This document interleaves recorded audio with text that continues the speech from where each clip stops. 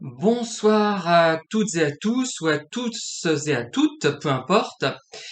Je reviens donc sur la notion de double contrainte et en particulier le cas du fameux soyez spontané. Alors, je vais réagir par rapport à une remarque vraiment très intéressante qui résume bien le problème, enfin qui explore le problème en profondeur, c'est celle d'Hélène, hein. Alors Hélène, je pense que vous devriez vraiment vous lancer soit dans des vidéos sur le thème du développement personnel, mais pas du développement personnel gnangnan, comme on voit souvent malheureusement, hein, ou du développement personnel à l'usage des bécassos et des bécasses, mais du vrai. C'est-à-dire que vous avez vraiment une capacité de réflexion et de compréhension qui vraiment surpasse beaucoup de vidéos sur le thème des pervers, sur le thème du développement personnel, etc. Voilà, donc il faut vraiment l'exploiter, cette possibilité, et je trouve dommage que vous ne l'exploitiez pas non plus dans un club, je sais pas, les clubs de gym proposent des sessions de sophrologie d'ailleurs, hein. C'est possible. Il y en avait à Beaumont. Il y en a certainement dans les clubs de Montluçon.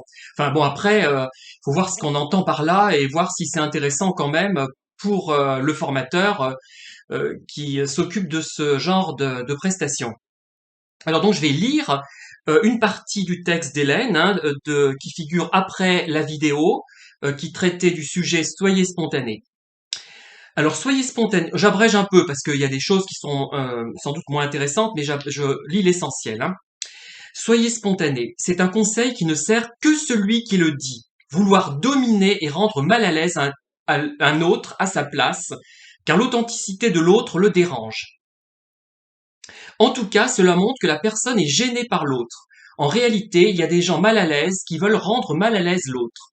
Si réellement une personne n'est pas spontanée, on ne lui dira jamais d'être spontané car celui qui donne cet ordre contradictoire montre qu'il ne sait pas ce que c'est que la spontanéité. D'autant plus que de demander à l'autre un autre comportement et vouloir le contrôler. Il y a aussi les gens qui pensent que tout le monde est dans la familiarité mal polie et le langage familier, et que tout le monde parle de sujets triviaux, alors ils s'imaginent que si nous ne parlons pas de cette façon, c'est que nous nous contrôlons. Voilà, j'ai résumé son propos, vraiment très très intéressant, hein. Et effectivement, je vais reprendre différents points, je vais en discuter de ma manière bavarde, comme d'habitude, mais je crois que c'est vraiment, on est au cœur du problème. Et ce sujet-là, je ne l'avais pas compris en profondeur à ce point-là, il y a quelques années quand je l'ai traité dans une vidéo. Je me rendais pas compte à quel point ce n'était pas simplement une simple, si je puis dire, double contrainte. C'est la double contrainte des gens qui veulent manipuler ou des gens qui ne sont pas très futés, je dirais, hein. Parce qu'il y a des gens qui sont un peu nigauds, un peu idiots, qui effectivement se situent dans ce côté trivial et qui voudraient que tout le monde soit pipi caca, en gros, hein. Voilà, qu'on soit dans ce langage familier, mais pas familier spontané justement, mais familier, pour faire cool, pour faire bien, pour faire intégrer dans la société moderne, etc. Non, voilà. Donc là, j'exclus ces personnes-là, c'est-à-dire que ce sont des pauvres gens finalement, hein, qui ne comprennent pas grand-chose, mais pas forcément manipulateurs, ni contrôleurs, ni contrôlants, pas forcément, hein. Et d'ailleurs non, je pense. Alors il y a aussi le cas de gens qui, voyant que vous êtes peut-être mal à l'aise quand vous arrivez chez quelqu'un, chez eux, ils vous disent soyez spontané, mais sans penser à mal, parce qu'ils voient que vous êtes un peu dans vos petits souliers. Là, ça peut être des gens intelligents, mais qui ne pèsent pas forcément ce qu'ils racontent et qui sont un petit peu maladroits. Voilà. Effectivement, si on paraît complètement comme ça dans ses petits souliers, son chose du 32 quand on rentre chez la personne, effectivement, elle va peut-être vous donner ce conseil inadéquat, mais elle se rendra vite compte que c'est une bourde. Voilà. Mais le cas le plus intéressant, c'est l'aspect effectivement contrôlant. Euh, c'est un conseil qui sert celui qui le donne. Ça, c'est très intéressant comme idée. Effectivement, euh, en fait, c'est une manière de juger l'autre, de lui dire ce qu'il doit faire, d'être spontané, mais spontané, attention, comme je l'ai dit dans ma précédente vidéo, selon la façon dont la personne qui vous dit ça considère la spontanéité. C'est-à-dire que si vous entrez dans le cadre de la spontanéité qui est dans l'esprit de cette personne, ça ira. Enfin, elle aura toujours à se plaindre à mon avis, ça ira du moins pendant un certain temps. Voilà. Mais si vous êtes spontané à votre manière, ça ne passera pas. Elle comprendra pas. Elle dira vous outrepassez vos droits. Elle vous dira vous ne maîtrisez pas la notion d'autorité, de hiérarchie, par exemple. Hein. Ça, je l'ai eu, hein, ce discours-là, dans le cadre du travail il y a quelques années, hein, il y a de nombreuses années, heureusement. Et je ne l'ai pas oublié. Hein. Je ne l'ai pas oublié et je ne l'oublierai pas. Et ça fera d'ailleurs l'objet d'un livre, un thriller. Je suis en train d'en faire un, mais sur un autre thème en ce moment. Donc c'est longue haleine, puisque chaque chapitre est vraiment, il faut que vraiment soit paramétré et en même temps que je mette ma personnalité dans ce genre de livre. Et j'utilise la méthode très commerciale mais très efficace de Mary Ginsberg Clark, notamment. Je m'inspire un peu de ce qu'elle a fait. Voilà. Donc effectivement, c'est du contrôle. Ça met mal à l'aise l'autre. Soyez spontané. Ça veut dire, et puis en général, ils vous disent, mais vous êtes trop guindé, vous êtes trop vieux jeu, vous n'êtes pas, comment dire, vous n'êtes pas assez moderne. Voilà. Si là, on ne plaît pas à la personne, j'ai envie de dire, on ne peut pas plaire à tout le monde. J'ai envie de citer Mireille Mathieu. Elle disait, je crois qu'on ne peut pas plaire à tout le monde. Ben, on ne peut pas plaire à tout le monde. Voilà. Et ce genre de remarques, moi, je dirais que j'en tire profit. Sachant ça, je me dis, mais attention, moi aussi, je me suis dit, tiens, celui-là ou celle-là, qu'est-ce qu'il est raide, qu'est-ce qu'elle est raide. Je l'aurais pas dit d'ailleurs, hein. Je me serais pas permis de le dire, sauf vraiment dans un moment de colère, parce que moi, je dis des choses désagréables quand je suis en colère ou mal à l'aise, c'est tout. Enfin, essentiellement. Mais je me dis, mais moi, je n'ai pas à juger ce genre de comportement. Si la personne me paraît trop guindée à mon goût, eh bien, je ne vais pas la voir, ou je m'en accommode, c'est-à-dire qu'elle a d'autres qualités, je m'en accommode, et peut-être que petit à petit, je la trouverai beaucoup plus intéressante qu'elle ne paraissait être au début. Voilà. Euh, c'est que l'authenticité de l'autre dérange. En fait, si une personne, par exemple, n'utilise pas des termes orduriers comme, je sais pas moi, comme certains ministres utilisent actuellement, hein, euh, enfin des choses que pas seulement la droite d'ailleurs, la gauche hein, a donné des répliques qui n'étaient pas terribles, eh bien on considère que la personne est guindée. Ben non, elle n'est pas forcément guindée, simplement elle est peut-être plus polie que d'autres. Peut-être qu'elle est obsédée comme moi par un langage qui se veut, comment dire, assez beau dans la mesure du possible. Hein. On n'arrive pas vraiment, je n'y arrive pas à faire vraiment quelque chose de beau quand je parle, quand j'écris, j'arrive peut-être un peu mieux. Mais voilà, il y a plein de choses. Il y a justement ça à creuser. Une personne intelligente, intéressante, va creuser cet aspect, dire tiens, celui-là ou celle-là, elle a effectivement un langage à la limite du châtier. C'est un peu trop, ça manque de spontanéité. Eh bien, pourquoi elle fait ça? Pourquoi voyons un peu, essayons de comprendre quel intérêt ça a pour elle. Est-ce que ça a de l'intérêt pour moi? Voilà, il faut se poser ces questions.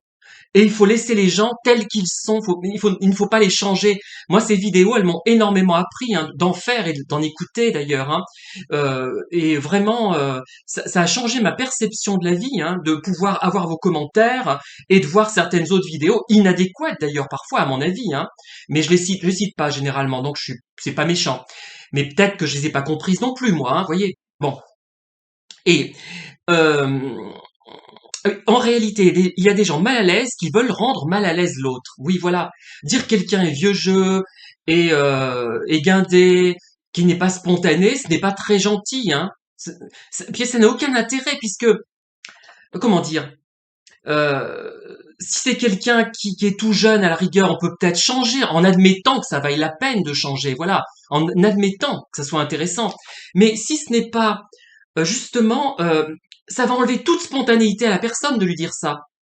Elle est spontanée en étant guindée. Voilà, enfin, je simplifie, c'est un peu la tarte à la crème, je sais pas comment on peut appeler ça, une sorte de paradoxe que je raconte. Mais c'est ça, c'est peut-être ça. La spontanéité de certains, c'est peut-être de parler de façon élaborée.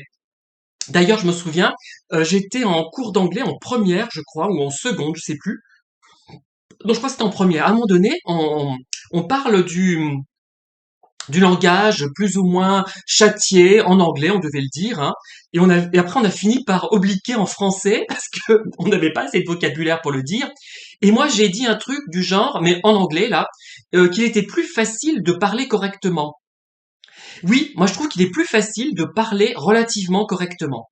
Je n'arrive pas à utiliser spontanément le langage ordurier, le langage familier. J'ai quelques mots de langage familier, bien évidemment, hein, je n'y arrive pas, pour moi, ce n'est pas spontané. Ce qui passe pour de la spontanéité pour les autres, pour moi, ce n'est pas de la spontanéité, je vais pas arriver à entrer dans cette pseudo-spontanéité qui ne sera pas ma spontanéité. Voilà. Euh, eh bien, en fait, moi j'ai envie de dire, bah, si on n'a pas envie de m'écouter, eh bien, on ne m'écoute pas et on ne me côtoie pas. Voilà ce que je veux dire. C'est ça peut-être l'idée clé, d'accepter les autres tels qu'ils sont. Et moi, ça me renvoie aussi à l'intolérance que j'ai pu avoir, que j'ai encore. Et maintenant, souvent, je garde les choses pour moi, plutôt que de dire, ah ben celui-là, je pense notamment à ce que je m'étais fait une réflexion sur les gens qui travaillaient chez Michelin. Et je trouvais qu'ils avaient un comportement particulier, que je ne comprenais pas, qui me gênait. Eh bien, l'attitude intelligente, si on est intelligent, et pas comme moi, là j'ai été bête en l'occurrence, c'est de pas dire oh là là, ils sont compliqués, je les comprends pas. C'est soit de ne plus les côtoyer, soit d'essayer de comprendre ce qu'il y a derrière. Et de justement, avec habileté, discuter avec eux et voir ce qui peut les bloquer. Est-ce que c'est l'entreprise qui fait qu'ils ne peuvent pas s'exprimer spontanément, enfin selon mes critères, une fois de plus, peut-être que eux, c'est leur spontanéité à eux, vous voyez, d'être à mon avis, non spontané. Voyez. Donc c'est assez intéressant ce thème. Hein. Euh, voilà. Demander à l'autre un autre comportement, c'est vouloir le contrôler. On est dans le contrôle, on est dans la manipulation, on est quasiment dans la perversion. Bon après, je vous dis, il y a des gens qui sont bébêtes. Hein. Bon, la clientèle bébête, les lecteurs bébêtes, c'est triste, ça existe. Il y a aussi où les gens qui tout en étant intelligents, n'ont pas un degré de maturation suffisant pour réfléchir à tout ça. Peut-être que dans 10 ans, ils seront capables de tenir le discours que je tiens, de comprendre ce qu'il y a derrière cette spontanéité ou cette absence de spontanéité. Mais ils ne sont pas capables de le faire pour le moment. Voilà ce que j'ai à dire. Donc, ce soyez spontané, c'est souvent quelque chose qui finalement est contrôlant et on voit quelqu'un, on se dit mais ça ne me plaît pas, cette personne ne me plaît pas, au lieu de se dire mais attends, pourquoi cette personne ne me plaît pas, je ne la fréquente pas, ou alors j'essaie de comprendre pourquoi elle est comme ça, mais ce n'est sans penser, alors il faut s'enlever de cette idée, sans penser que c'est une tare ou un défaut. Peut-être que c'est moi qui suis dans l'erreur, peut-être que c'est la personne qui est dans l'erreur, peut-être aucun n'est dans l'erreur d'ailleurs. Tout le monde peut-être a raison, puisque ces gens évoluent dans un contexte qui n'est pas le nôtre. Dans une entreprise type Michelin, par exemple, où les gens, effectivement, beaucoup, moi je l'ai constaté, bon, je n'ai pas connu énormément de gens qui travaillent chez Michelin, mais un certain degré d'études chez Michelin, il y a un certain type de comportement qui ne correspond pas, par exemple, au comportement qu'on a dans la formation continue ou l'insertion. Et puis, c'est comme ça. Je crois qu'il faut prendre les gens comme ils sont et prendre, je dirais, expliquer nous quelles sont nos valeurs, comment on voit les choses,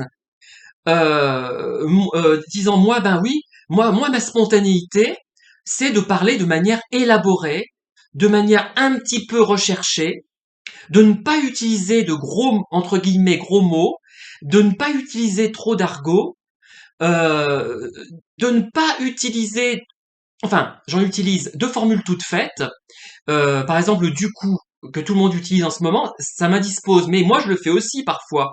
Donc j'ai un recul par rapport à ce que je fais, mais c'est ça ma spontanéité. La spontanéité de ceux qui me regardent est peut-être comparable à la mienne, ou c'est une autre spontanéité. Mais ce sont des spontanéités. Ce n'est pas parce que j'essaie de parler de manière élaborée que je ne suis pas spontané. Ça n'a rien à voir. Je suis peut-être pas, je suis peut-être. Je ne sais pas. Parce qu'en fait, la spontanéité totale ne peut pas exister. Ce n'est pas possible. Si on était complètement spontané, on serait complètement invivable, on serait monstrueux. Je sais pas, je me présente, là je suis habillé de façon un peu légère parce que je viens de faire de la gym et de marcher, mais je serais carrément débraillé, j'aurais pas de t-shirt, je sais pas, je sais pas ce que ça donnerait, hein. Je serais même pas coiffé, j'aurais peut-être une tache sur la figure, je serais pas lavé, enfin, j'exagère un peu, mais voilà. Donc ça n'existe pas de toute façon. Essayons de prendre les gens comme ils sont et de voir si c'est gérable dans le cadre d'un travail, c'est gérable dans le cadre d'une amitié, dans le cadre d'une relation amoureuse, si c'est gérable ou pas, tout simplement. Et si ce n'est pas gérable, ben là, c'est que ça pose problème et on essaie de voir ce qu'on peut faire pour rendre la personne spontanée, mais d'une manière, comment dire, accessible, enfin qui nous permet de vivre en bonne entente finalement. Voilà. Voilà, donc l'idée c'est vraiment euh, évitons ces phrases toutes faites, double contrainte. C'est excusable quand on est énervé, quand on est en colère, mais quand on les prononce, je pense qu'il faut présenter des excuses aux personnes. Moi, on m'a dit récemment, enfin je sais pas pourquoi, d'ailleurs 2 fois de suite, on m'a dit c'est drôlement courageux ce que tu as fait. Je sais pas, je vais pas donner l'exemple, hein, mais je vois pas en quoi reconnaître qu'on a eu tort, qu'on s'est trompé, qu'on a été excessif dans la forme, surtout d'ailleurs, moi en ce qui me concerne pas dans le fond. J'ai souvent raison dans le fond, mais pas dans la forme. Voilà. Mais il faut reconnaître ça. Il faut. C'est nécessaire. Enfin, moi, je trouve. Hein. Mais je ne veux pas vous imposer ma façon de penser. Parce que ça voudrait dire, soyez comme moi, soyez spontané à ma manière. Eh ben non, je n'ai pas le droit de vous le dire et je ne vous le dirai pas. Voilà. À bientôt, en tout cas. Au revoir.